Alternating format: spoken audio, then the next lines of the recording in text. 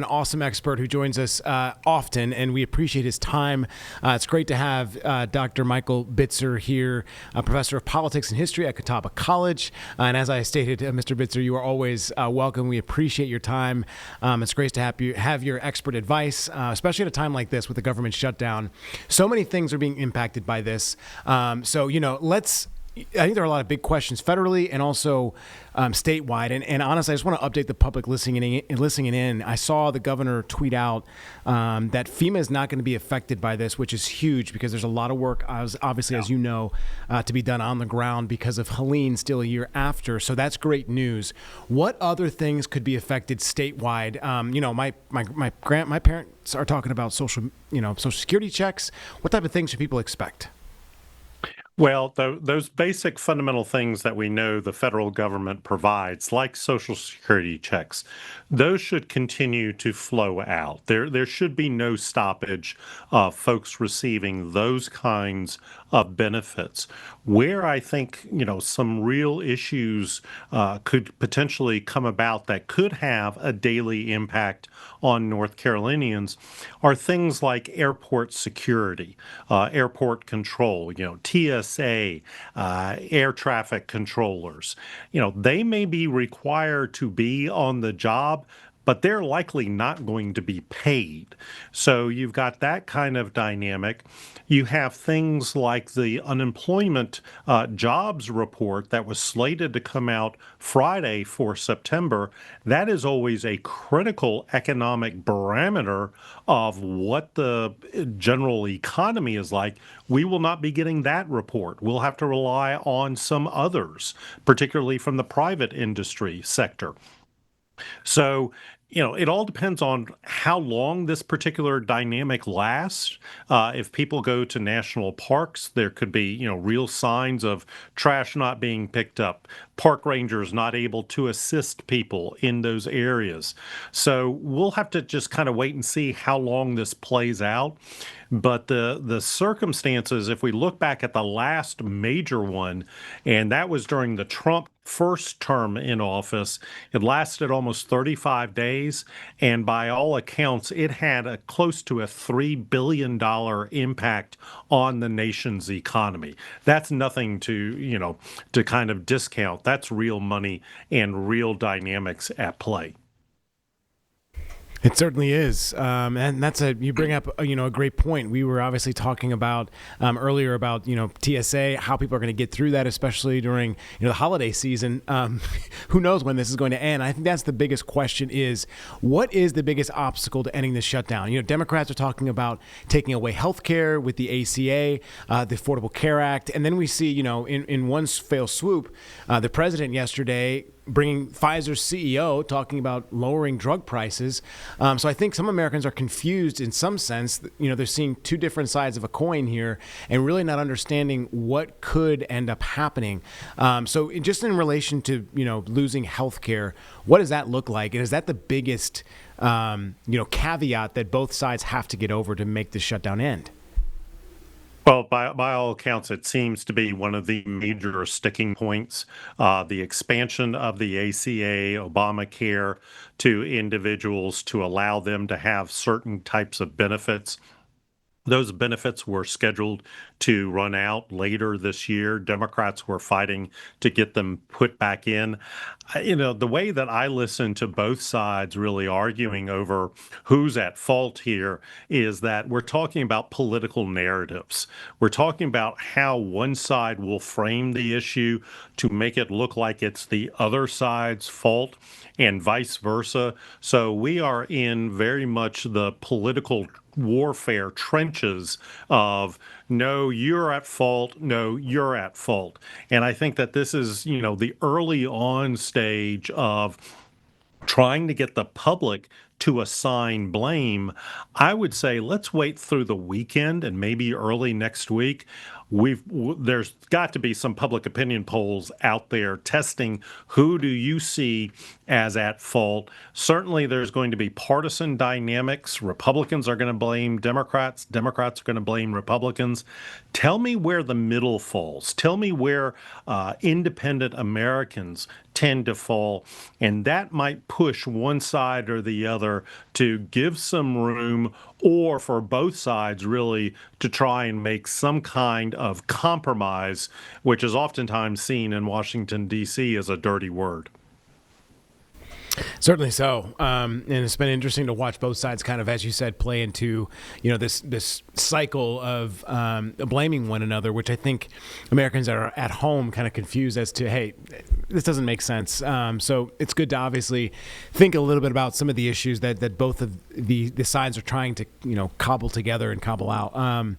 Let's talk about another big thing here in terms of how this could end and really when. You had talked about 35 days being the last government shutdown, but we seem to be so far on either side away from one another that this could go on for quite some time, which could have some big implications. There's discussions about troops being on the ground, and there's needed funding for that, especially if it's federal troops, right? So I imagine there could be some issues with that. Is there any telling how the administration could go about this? Because obviously we saw the president reach out to Democrats in that 11th hour trying to get that meeting, which did happen. First, it was canceled. So I guess how do we get back on track here? Does anybody know? I honestly don't think anybody knows at this particular point in time. And what it's going to take, unfortunately, is for both sides likely to say, you know what, I'm not going to get 100% of what I want, but I'm willing to settle for 50%. But unfortunately, in today's very polarized world, with the lack of trust, really, across the political aisle by both sides to the other side, I'm not real sure there's a lot of goodwill necessarily to try and entertain some kind of compromises. I think you may see, it'll be interesting to watch the U.S. Senate and perhaps maybe a handful, maybe two handfuls, maybe 10 senators who could conceivably work together to try and say, let's build a bridge, let's find some kind of an agreement, and let's put this behind us and be able to deal with other issues. But until that really happens, until somebody is willing to step up and say, I'm going to work with somebody on the opposite side and try and find some kind of compromise, I think the partisan rhetoric is not helping matters at all. But that's all anybody defaults to nowadays, is the kind of intense partisan division and the rhetoric, and that doesn't help trying to bring the parties to the table. Absolutely. I guess the other question I had, recent updates, doesn't seem like Congress. We actually just played a Senate discussion going on about the shutdown, but it doesn't seem like Congress or really the White House has made any attempt to make a move in this situation. I mean, it's only been, I've seen the countdowns right now, just talking to Jeb about, it's kind of interesting to me to see the countdowns going on. It's been 15 hours. But clearly it is a big thing. So I would imagine at some point, and there are some legislators who are on recess and already on break. So, some of this may not happen. And then it brings to my mind, Dr. Bitzer, we're at the end, fourth quarter of the year nearly, and then we go into the first, beginning of next year, where we're going to need taxes being filed. People think about all of the things they have to do with taxes, and I know tax filing deadlines are into next year at some point, but a lot of people like to file their taxes early, even later in January and early February. So this could really impact different divisions. So again, I guess, does it seem in your eyes that there's some incentive for the White House or someone in Congress like Speaker Johnson to get some type of discussions rolling in some way? Because I would think with midterms around the corner, this is not good for either party, right? It's not, and where I kind of fall on the spectrum is really it's probably going to take the public's opinion, the public will, to force one side or the other. I think that they are so entrenched in terms of where both sides are, and the gap is, from my understanding, quite sizable. It's going to take a third party, an external DC party, and oftentimes that is public opinion. If we start to see the Republicans taking the hit and the blame for this government shutdown because they control the White House, they control the House, they ostensibly control the Senate, but they need 7 Democrats in order to get to 60 votes in order to pass something. But the onus is on the Republicans because they control things, and they will be kind of the referendum in next year's midterms. If public opinion starts to move against the Republicans, that's where I start to see some potential breakage. And okay, we've done enough. Let's try and work something out. And that might benefit Democrats. But remember, Democrats back earlier this year gave on a budget funding proposal, and their constituents were not happy about it.